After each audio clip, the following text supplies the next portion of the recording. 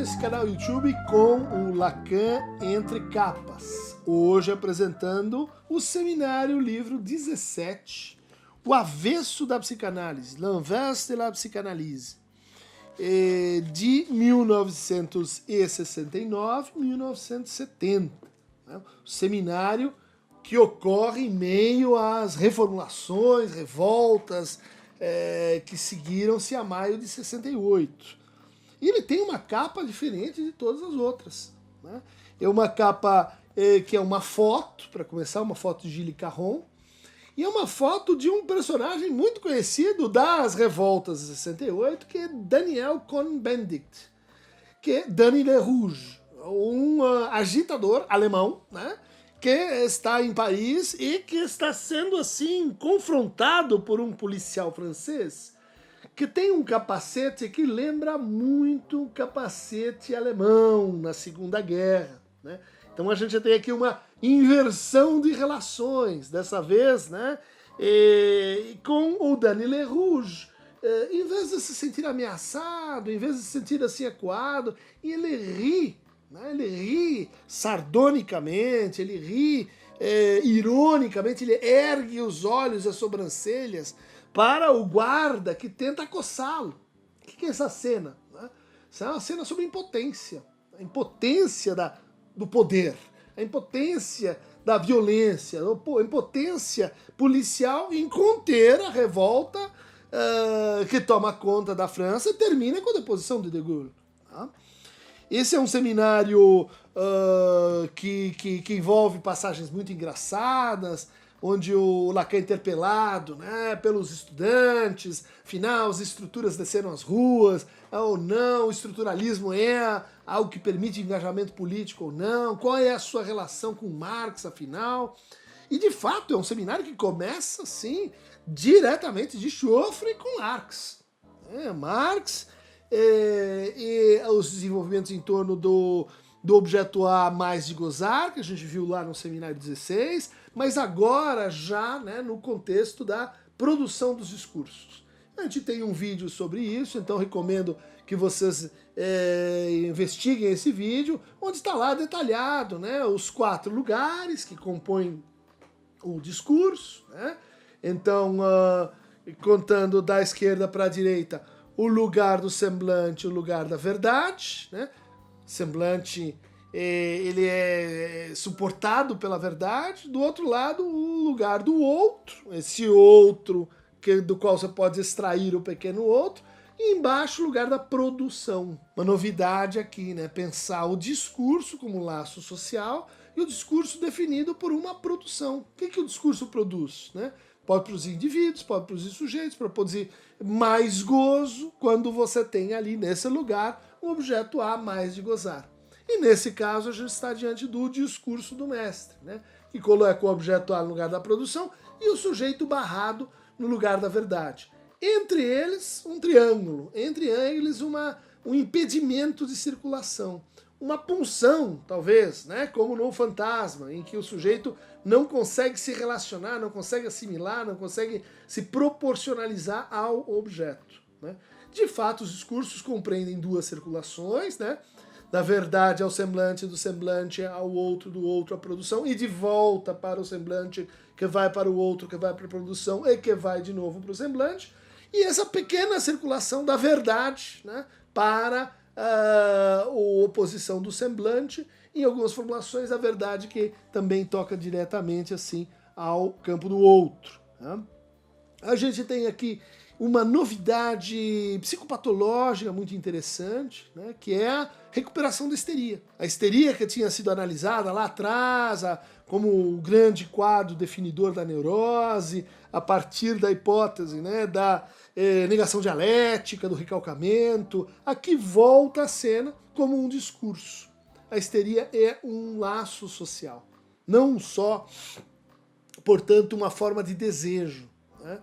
Desejo histérico, nem uma forma de defesa, a defesa histérica, mas uma maneira de produzir mais de gozar, uma maneira de produzir, né? Vamos pensar, né, no discurso da histeria como um discurso que tem o sujeito dividido no seu lugar de agente ou de semblante, né? E do outro lado, um significante mestre. Então, mas a histeria que demanda um mestre e que produz saber, né? Que faz o mestre trabalhar. Então é uma nova versão do que a gente chama de histeria. Um momento em que a histeria começa a ficar assim confusa, né? São muitos quadros, é um só, tem histeria que se infantiliza, tem histeria que é psicossomática, tem histeria que é borderline, tem histeria depressiva, a histeria parece assim crescer demais. O Lacan vai lá e diz, olha, a histeria é também um discurso, por isso que ela está tão disperso assim na nossa cultura. A histeria é o discurso da crítica. Seria o discurso da incompletude, mas também é o discurso da impotência. E aqui tem uma segunda novidade psicopatológica, que é introduzir o sofrimento baseado e decorrente do discurso e dividido entre o sofrimento causado no campo da impotência, tá? Que é o que a gente vai ter no discurso universitário e no discurso histérico, e o sofrimento no campo da impossibilidade. A gente vai lembrar que o impossível é o real, né? Então aqui a gente tem o discurso do mestre e o discurso do psicanalista. Bom, do ponto de vista clínico, a gente tem aqui uma revisão da teoria da interpretação. O Lacan vai dizer, olha, além da pontuação, da edição, da escansão, do manejo do significante, a gente tem interpretações que têm estrutura de citação. Ou seja, você pega o enunciado e devolve para o paciente e convida a que ele ponha naquele enunciado uma enunciação. Pode ser a sua, pode ser de outro. E também, como par desse tipo de intervenção, a gente vai ter o enigma, que é o cúmulo do sentido, onde acontece o contrário. A gente pega uma enunciação, né, uma interjeição, uma interrogatividade, uma imperatividade, e pede qual é o enunciado que lhe corresponde. Então a gente tem a estrutura dos discursos, aqui definida, a rotação entre os discursos, como é que você sai do discurso do mestre, então progressivamente ele gira, e daí a gente vai para o discurso da histeria, ou então regressivamente ele se inverte em discurso da universidade. Tem uma definição muito interessante aqui do Lacan sobre o que é a colonização, né? Hoje a gente está aí às voltas com o discurso pós-colonial, decolonial. Lacan diz, olha, a colonização é o empreendimento do discurso de mestre numa acoplagem regressiva com o discurso universitário. Quer dizer, mandar ali onde não se educar ali onde não se manda.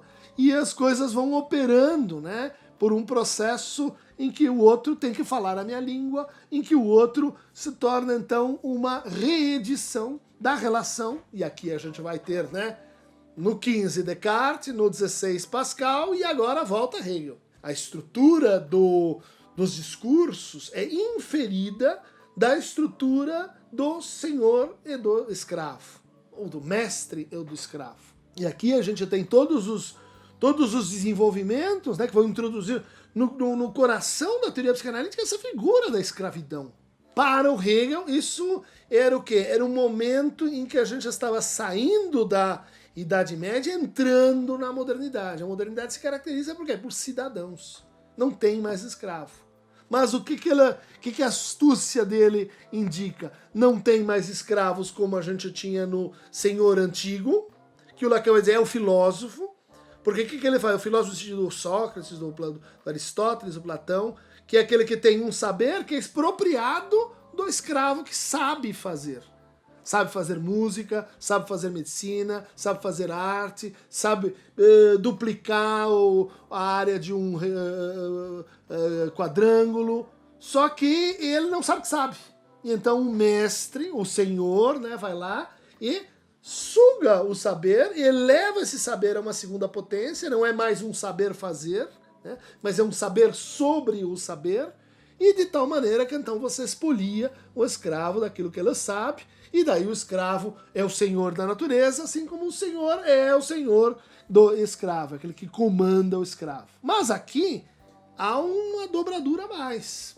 O Lacan vai voltar lá na Fenomenologia do Espírito, né, no 4º capítulo, e vai notar que ali está escrito o seguinte: e nesse momento o senhor se embrutece no seu gozo.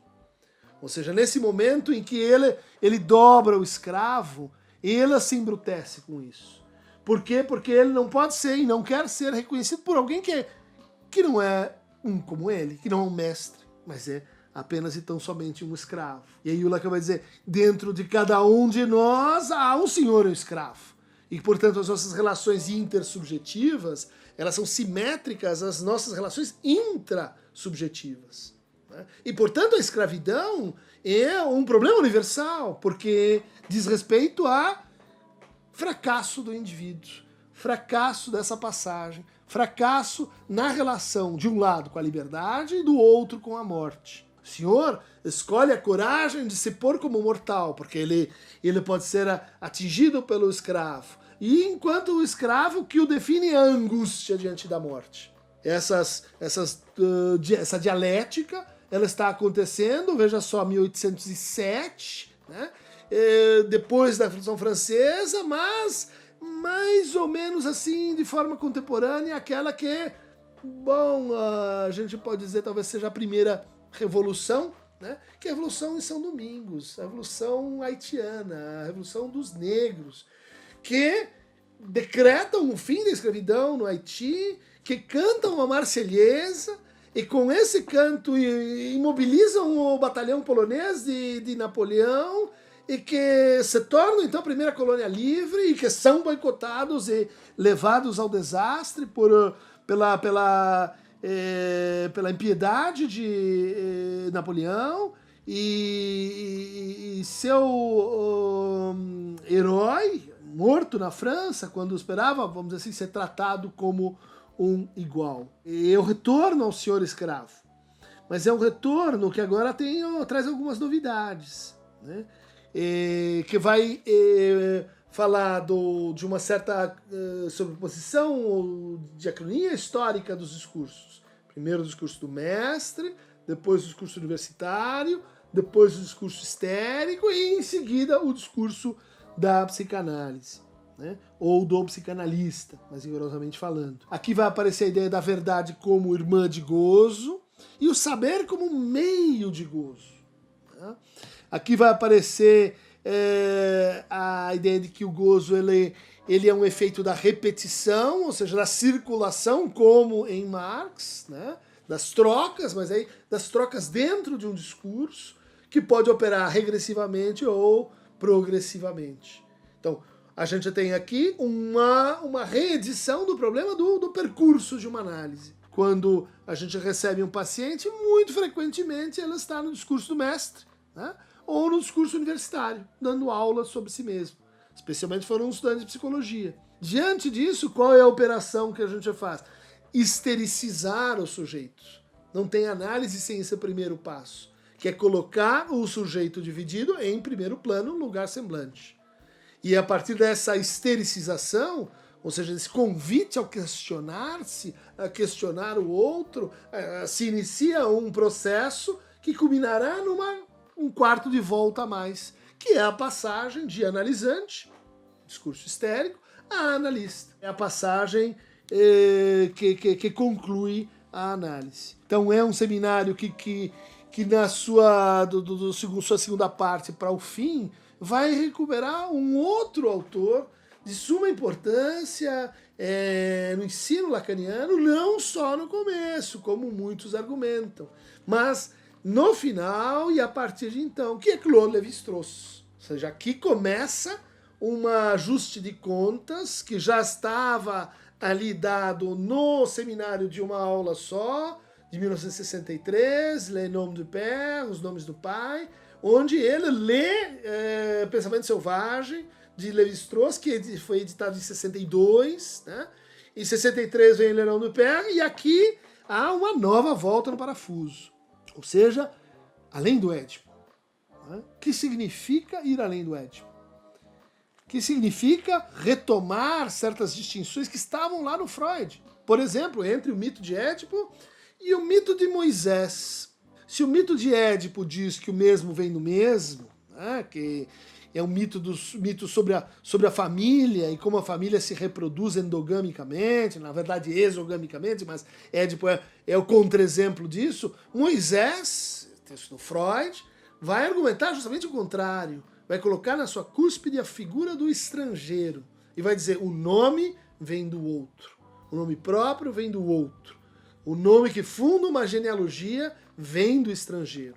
E para isso ele vai debater com Levi-Strauss, vai debater com o Antigo Testamento, com o livro de Oséias, com a tradução de Cherroaqui, com o comentário de Céline. Enfim, de novo, Lacan vai se debater com a teologia. Assim como ele tinha feito no seminário sobre os nomes do Pai. No fundo, um seminário compacto, extremamente poderoso, né? Ele sintetiza a teoria dos 4 discursos, ele abre o diálogo com Marx aí em várias frentes. É aqui que se dirá, por exemplo, que quem inventou o sintoma não foi Hipócrates, não foi Bichat, mas foi Marx. O que significa Marx ter inventado o sintoma? Né? Que ele inventou a divisão social do trabalho, como a gente fala, divisão subjetiva, que ele inventou a alienação, né? Alienação no trabalho, assim como a gente fala em alienação no outro, que ele inventou o mais de gozar, né? A mais-valia, que ele inventou a forma da mercadoria como fetiche, né? O fetiche da mercadoria, e todo sintoma neurótico, enfim, avesso, contém uma fantasia perversa. Em que sentido Marx inventou o sintoma? Todos esses, pode ser, né?